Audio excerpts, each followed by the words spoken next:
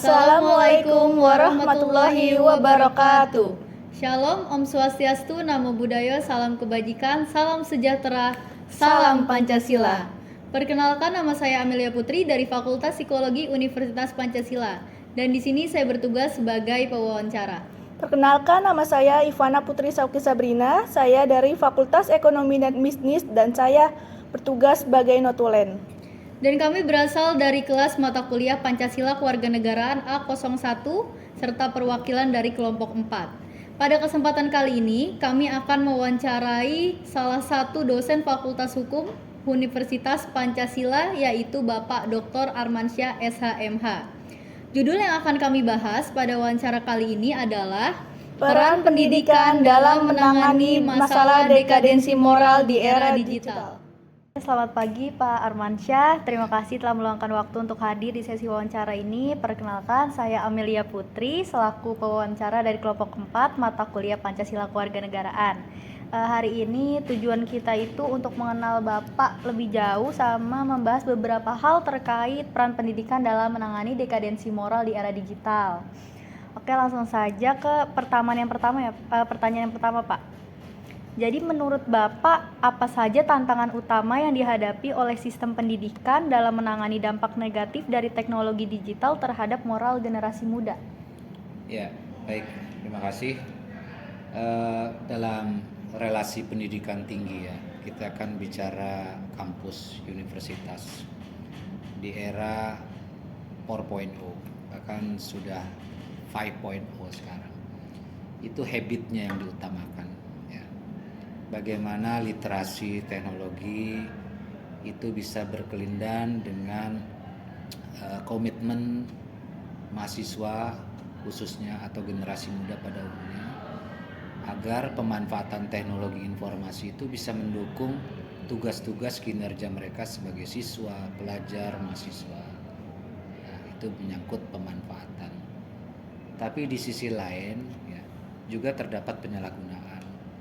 Teknologi ini bukan dimanfaatkan, tapi disalahgunakan yang cenderung melanggar hukum, abai terhadap etika. Ya. Sehingga teknologinya memang berkembang pesat, tapi pola pikir kita yang menggunakan itu kalah moderat dibanding kemajuan teknologinya. Gitu. Sehingga kita bisa lihat membandingkan literasi, culture masyarakat maju yang berkeadaban yang menggunakan teknologi untuk mensupport potensi diri dia, kita akan banyak ketinggalan ya. Hal-hal yang remeh-temeh masih dipersoalkan, sedangkan tuntutan di era pendidikan tinggi 4.0 ini kan sebenarnya selain literasi digital juga literasi data dan humanities. Ini yang paling penting juga menyangkut bagaimana dalam menggunakan teknologi informasi juga saling respectful antar sesama, ya. Bukan sebaliknya saling melakukan hal-hal yang kontraproduktif, gitu. Baik Pak, terima kasih. Kita langsung lanjut ke pertanyaan yang kedua. Bagaimana Bapak melihat hubungan antara pendidikan dan dekadensi moral di era digital dalam konteks hukum? Dalam konteks hukum, tentunya kalau pendidikan tinggi, saya yakin mahasiswa tahu bahwa apa yang mereka lakukan itu berkesesuaian atau tidak berkesesuaian dengan aturan. Ya. Tapi masalahnya secara in-depth, secara mendalam, mereka belum tahu atau belum mendalami ada perangkat hukum yang mengatur bagaimana mereka berperilaku. Sebutlah Undang-Undang ITE, ya. Undang-Undang 1 tahun 2024 tentang perubahan atas Undang-Undang nomor 19 tahun 2016 tentang informasi dan transaksi elektronik. Mereka hanya tahu luarnya, ya kan? Tapi untuk dalamnya ada perbuatan yang nggak boleh, ketika dilanggar ada ancaman pidana. Itu yang mereka kadang abai. Mungkin dari Anda dari SMP sudah menggunakan medsos ya, SMA sampai sekarang Anda tahu ada undang-undangnya, Tapi rupanya di undang-undang itu juga banyak hal yang nggak boleh kita lakukan. Sehingga ketika itu dilakukan, yang melanggar apa yang ada ancaman pidananya, hal-hal yang mendegradasi etik dan moral, itu kerap kali dilakukan tanpa disadari itu ternyata nggak boleh. Ya, dianggap biasa gitu ya, ngebully teman gitu kan. Temennya nggak marah, nggak keberatan, dianggap biasa, saling balas. Belum hal-hal yang lain ya, mempersekusi, ya kan. Kemudian melakukan hal-hal yang apa ya, yang secara adat ketimuran, kita negara Pancasila itu sebenarnya ada ramah tamah, tapi kita ya bercakap-cakap di medsos itu seperti apa ya, tanda kutip ya, di pasar gelap ya, yang kadang-kadang ini orang sekolah atau berpendidikan nggak sih, kok bahasanya kayak gitu ya. Jadi berkaitan juga dengan linguistik ya, aneh mahasiswa kok bahasanya kayak begitu, padahal kan sebenarnya nggak kayak begitu. Nah ini tantangan kita ke depan nih, gimana sih kalau selain undang-undang juga etik medsosnya juga perlu dikedepankan ya. Dan khususnya di Fakultas Hukum ya, itu ada mata kuliahnya hukum telematika ya. Dan saya yakin semua orang tahu ini eranya era cyber. Saya ambil contoh ya, mungkin saya bukan ngeborong pertanyaan, tapi biar sekalian ya. Australia beberapa hari lalu mengeluarkan kebijakan aturan yang melarang anak-anak di bawah usia 16 tahun menggunakan medsos. Bayangkan Australia yang negara liberal tapi punya aturan yang super ketat membatasi penggunaan medsos. Coba kalau itu diterapkan di Indonesia, ya mungkin pada teriak ya, karena orang udah terlanjur adiksi ya, udah nganggap ini biasa main medsos, TikTok segala macam. Nah Australia itu terobosan, yang mungkin itu juga jadi kiamat kecil buat mereka yang udah biasa menggunakan medsos ya. Nah kalau Indonesia, bisa nggak Anda hidup sehari tanpa handphone? Oh iya, agak Misalnya susah begitu, ya, agak Pak. susah Iya. juga kan, kayaknya siksaan lah gitu ya. Ya, karena kita udah biasa nih. Ini bukan lagi sebagai sarana, tapi ini sebagai keseharian kita, menjadi bagian dari kehidupan kita. Jadi kalau ada pertanyaan, ini kebutuhan apa ini? Handphone ini kebutuhan apa? Atau medsos itu bukan lagi tersier, tapi mungkin buat Anda udah primer ini. Yang kadang-kadang yang primer, yang seharusnya misalnya sandang, pangan, papan, atau kita makan lah ya, Iya. itu terabaikan, terkalahkan dengan gimana kita beli paket, main game online, kita exercising, kita flexing dan seterusnya, yang mengabaikan etika, moral dan seterusnya. Gitu Mbak. Baik Pak, terima kasih banyak. Kita langsung lanjut ke pertanyaan ketiga. Menurut Bapak, sejauh mana pendidikan hukum dapat berperan dalam memberikan kesadaran kepada masyarakat mengenai tanggung jawab moral dan hukum dalam perguruan teknologi digital? Dalam penggunaan. Penggunaan. Oke. Pendidikan hukum tentunya menjadi apa ya, hal yang signifikan, bagaimana tidak hanya di ruang-ruang formal ya, tidak hanya di ruang-ruang kelas seperti di kampus, di sekolah, tapi pengalaman saya Mbak, ketika saya melakukan ya pengabdian kepada masyarakat, turun ke bawah, on the spot ya kan, melakukan penyuluhan hukum, ketika ini diantarkan, diperkenalkan, misalnya bijak bermedia sosial, ayo literasi digitalnya harus kayak begini, harus begini, karena ada aturan yang mengatur, kalau nggak begini ada ancaman pidananya. Mereka aware sekali. Yang mungkin di ya pelosok, kayaknya undang-undang ITE itu baru dengar, ya. Taunya ada orang ditangkap,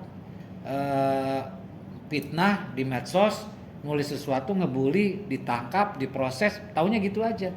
Padahal sebenarnya pasarnya masyarakat yang dianggap awam undang-undang, tapi mereka sebenarnya lebih apa ya, lebih edik ya menggunakan teknologi, tapi tidak tahu ada aturan hukumnya.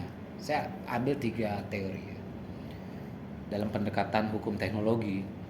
Pertama, teori instrumentalis yang menyatakan teknologi is teknologi. Jadi kalau itu yang Mbak gunakan, maka pendapat Mbak seperti ini. Handphone gue bebas pakai handphone gue semau gue. Peduli setan dengan yang lain. yang beli paket gue, duit gue. Nah, itu yang banyak kan. Betul. Gue mau nulis apa, mau sampah, urusan gue. Padahal di situ banyak jebakan Batman. Oke. Yang kedua, ya sampai yang kedua aja deh. Teknologi is the part of law enforcement, atau berkelindan dengan teknologi is law. Jadi penggunaan teknologi informasi itu ada hukumnya di situ. Makanya hukum teknologi informasi. Apa yang mengatur? Selain undang-undang ITE juga etika, Mbak. Misalnya kita Civitas Akademika Pancasila. Ada nggak implementasi nilai-nilai Pancasila yang Anda praktekkan dalam menggunakan medsos? Ya. Pernah nggak? Ini sederhana, tapi berelasi dengan kita punya keyakinan. Ketika kita mulai mengaktifkan handphone kita, atau misalnya Mas mulai menghubungi dosen, baca bismillah dulu. Sila pertama dong, ketuhanan yang Maha Esa. Terus bahasanya gimana menghubungi dosen? Pasti ada salam dong, ada etika, kan beda. Nah, kalau Anda mau generalisir penghormatan berkomunikasi dengan dosen itu lebih tinggi dibanding dengan teman, berarti ke teman juga harus bagus dong cara bertuturnya. Betul. Ya kan? Betul nggak? Betul. Kadang sama temen ya kamu biasa aja kan, tahu-tahu ngagetin WA-nya kan, nggak pakai salam ngagetin, nanya apa utang, nanya tugas segala macam. Nah itu yang kita nggak biasa, Mas. Ya. Nah sesuatu yang menjadi habit kita yang jelek, nah, melalui mungkin ini edukasi, ya kan, literasi, kita rubah yuk mindset kita. Ya belum terlambat kok. Saya pernah literasi di SMP, ya tentu dengan bahasa yang mudah mereka pahami kan. SMP beda saya menyuluh mahasiswa atau ke masyarakat awam kan, dan mereka aware. Saya tanya, singkatnya gini, saya tanya ke mereka, di sini ada yang suka main game online nggak? Semua jawab suka. Baru kita pretelin lagi kan, game online yang mana? Kebetulan beberapa kan saya tahu, walaupun saya nggak pernah main itu. Oh ini. Waduh, orang tua gimana? Ya pastilah orang tua kalau anaknya kelamaan main pasti ditegur kan, marah dan seterusnya. Nah itu yang kita literasi. Melarang sepenuhnya nggak bisa, membatasi dimungkinkan. Nggak mungkin orang tua, apalagi kayak Anda ini udah dewasa kan, orang tua mengontrol Anda menggunakan handphone 24 jam. Emang orang tua nggak tidur apa? Atau handphone kamu suruh taruh di locker, di lemari orang tua, nggak boleh bawa ke kamar. Kan yang pasti kamu udah nggak tidur bersama orang tua kan. Kamu punya kamar tersendiri kan, dan handphone pasti kamu bawa ke kamar kamu. Nah tinggal kamunya, tinggal di diri kamu. Oh udah waktunya nih saya istirahat. Itu bagian juga dari bagaimana kontrol diri kita, ya, inner self kita gitu. Oke Pak, langsung kita lanjut aja ya ke pertanyaan keempat. Apa langkah yang dapat diambil oleh negara untuk memastikan bahwa lembaga pendidikan tinggi, khususnya Fakultas Hukum, mengajarkan tentang tantangan hukum dan moral di dunia digital? Negara melalui Kementerian Pendidikan Ristek Dikti ya, kemudian juga ada Komdigi, kemarin kan Kominfo ya, sekarang Komdigi, yang terkadang mau masuk ke ranah akademik itu kayaknya ya, banyak pengabaiannya. Jadi hanya sekedar diserahkan ke kampus, udah atur sendiri deh siswanya gitu kan. Kayaknya ini harus makin masif deh, karena gimana pun fakta menyatakan salah satu stakeholder yang paling tinggi, ya, pelaku daripada judul itu juga ada dari kalangan mahasiswa. Mungkin entry point-nya di situ, ya kan? Ya, dosen belum ada datanya. Mahasiswa, Anda yakin nggak? Ada juga siswa. Ya, yakin pasti ada kan? SMA, setidaknya SMA lah ya. Nah, ini negara kalau hanya menyerahkan ke kampus, ibaratnya tangki itu nggak ke cover, karena terlalu banyak nih penyalahguna teknologi informasi. Ya. Mungkin dari pintu tersebut kan judul ini juga banyak masalah ya, bisa memiskinkan ya, bisa orang jadi kalap, segala hal lah. Nah ini gimana caranya dari tema besar ini ya dimasifkan di lembaga pendidikan, disupport oleh negara sehingga apa? Stop judol sejak dini. Ya gitu kan? Kayak korupsi aja bisa. Pencegahan korupsi sejak dini. Ya. Di sekolah ada apa tuh yang belanja beli Kantin jujur. kantin jujur. Iya. Itu kan edukasi juga moral kan? Oh, iya. Nah, taruh. Nah, sekarang kalau kayak gini emang kembali ke diri kita. Tapi kalau sekolah nih misalnya kalau saya ngajar di kelas, saya paling bilang gini. Kalau saya udah di kelas, saya mau mulai, saya nggak mau lihat ada handphone. Oke. Kalau ketahuan sekali Anda pegang handphone, Anda ketak-ketik, ya kan? Sekali tegur, kedua kali udah saya catat atau saya keluarkan. Jadi harus juga tough. Ya. Memang ini jadi kehidupan kita ya. Tapi ini bukan segalanya. Karena apa? Teknologi bukan segalanya. Kita perlu teknologi tapi bukan segalanya. Sama seperti uang bukan segalanya, tapi kita butuh uang. Nah, gitu kira-kira Pak. Nah, gimana caranya ini mendukung pekerjaan-pekerjaan kita sebagai mahasiswa, sebagai dosen, ya, supaya apa? Pemanfaatan. Kalau ini kita sudah gunakan ini secara produktif, saya yakin tidak ada lagi penyalahgunaan teknologi informasi. Dekadensi moral bisa kita tekan dan seterusnya. Baik. Oke, cukup ya. Ya. Oke, baik. Terima kasih Pak Armansyah dengan jawaban yang sangat memuaskan ya, teman-teman.